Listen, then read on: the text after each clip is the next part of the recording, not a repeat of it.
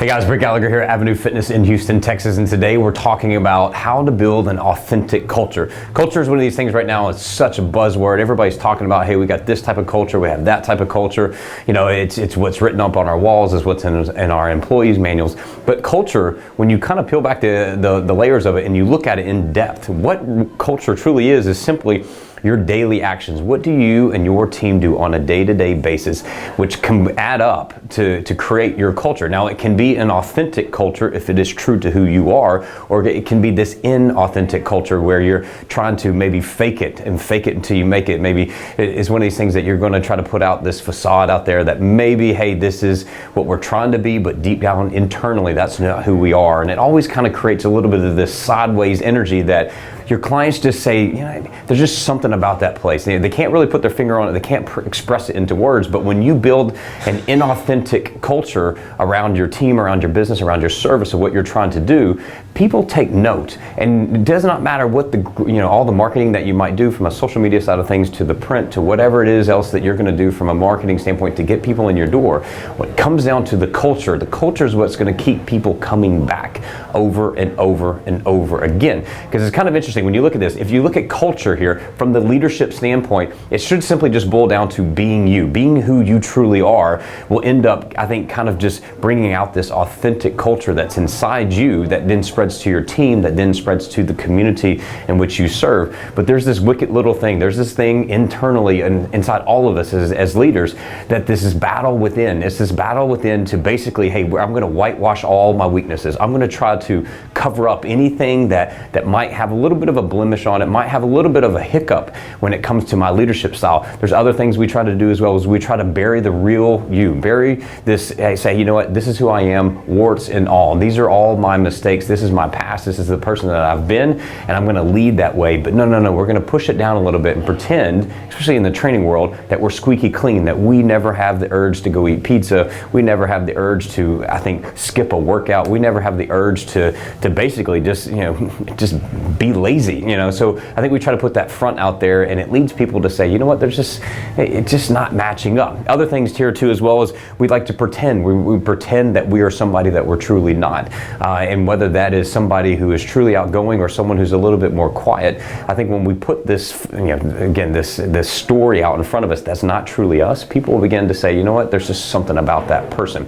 We build these facades, as we said a little bit before here, and all this stuff here, when we whitewash things, we bury the real you, we're pretending, and then when we're sitting here building these facades, it creates this sideways energy in which your culture doesn't match up with the person that you're truly trying to be. What you're doing in your marketing to bring people in the door, all of a sudden the message and what they get when they actually experience you, your team, it gets to this sideways energy, and there's no momentum. It doesn't have that momentum to keep carrying forward. So what's the easiest thing to do? Let it go. Let go of how people are, what people think of you. Let go of the past. Let go of the act. Let go of the game. Let go of the comparison to what it means to look at other businesses, to look at other people succeeding and say, that's not me.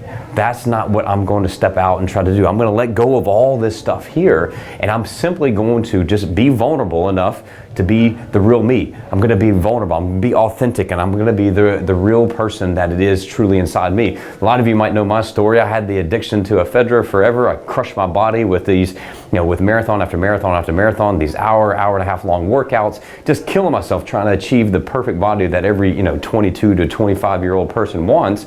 But basically, it left me just sick, hurting, depressed, lonely. I mean, my body was breaking down, and at the time I was only 25 years old. And then I kind of had this moment of like, wow, I've got to change my ways. If I'm going to be a leader for people coming in to help me, for me to help them achieve their own health and fitness goals, I've got to be vulnerable with them. I got to let them know I've got that pizza addiction. I got to let them know that I can sometimes go off the rail and just push myself so hard that I make myself sick.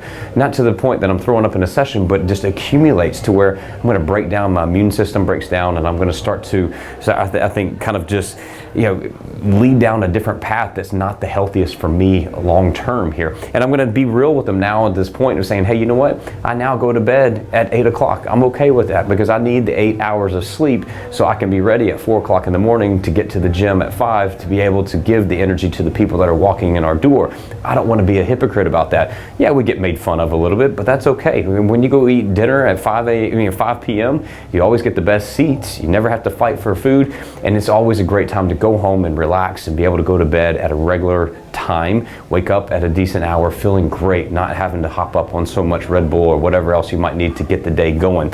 So I tell you this, just to close things out, it's to win the battle within. To build this authentic culture, you've got to turn back to ourselves, not looking outwards, not trying to put more quotes on the walls or pictures on the walls to remind you to be a certain way.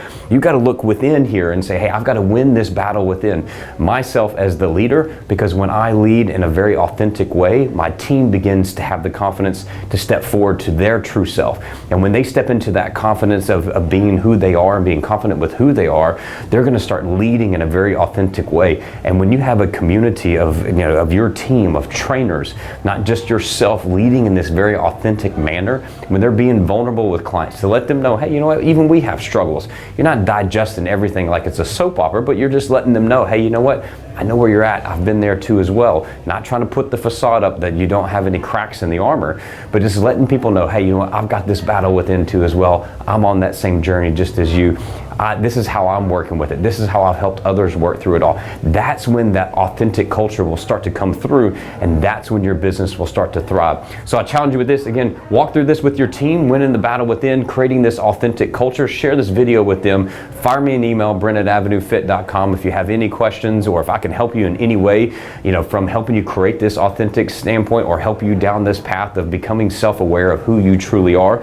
And then, like I said, just share this with them. Start to have those vulnerable conversations. Maybe even let your team in to say, hey, this is something that I'm struggling with right now. Would you mind helping me out? Would you hold me accountable to doing this as the leader of organizations? I want all of our team to be in that same spot. We have those tough conversations all the time here at Avenue. They're not easy. It's not fun to do, but in the long term, it's what keeps not only your team loyal to your facility and to your mission and to your vision and what you have, but then it also creates this unique community that keeps coming back. They keep reinvesting in your services, in your team, and they keep inviting their friends to come and join them along the journey. Until next time, we'll see you then.